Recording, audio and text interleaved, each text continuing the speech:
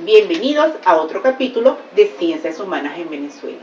El día de hoy continuamos trabajando sobre historias de vida y conversando con el doctor Diógenes Molina Castro y le preguntamos ¿cuáles son las fuentes y cómo se construyen las historias de vida? Ahí hay dos preguntas.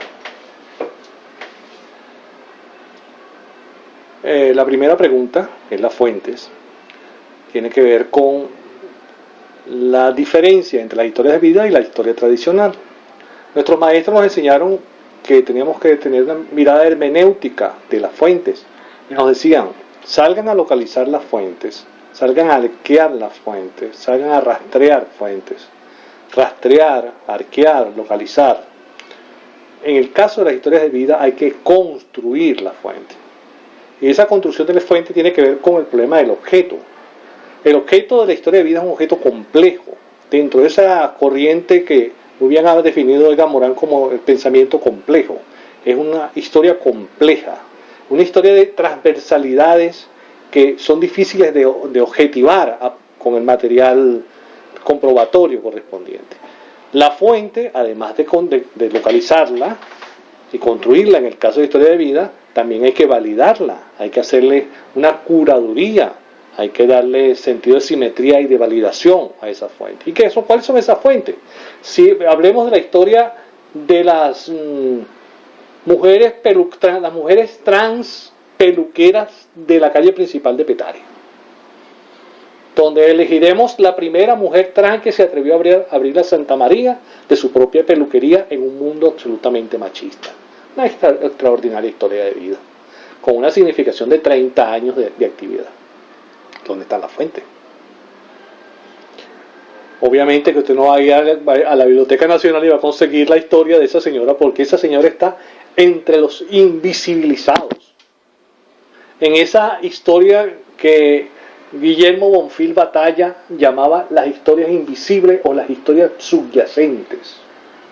Esas historias que han sido invisibilizadas y han sido intencionalmente olvidadas. Porque repetimos con Paul Ricoeur, el olvido es una construcción social intencionada.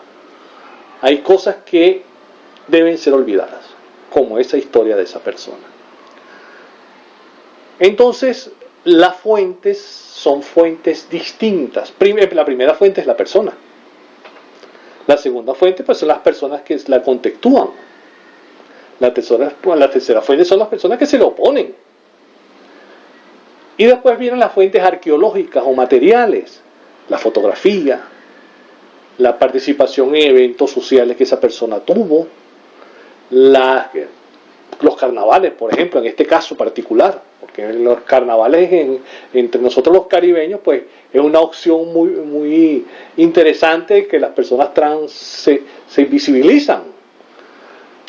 Y la música, por ejemplo, que escuchan, los bailes, ¿qué bailan?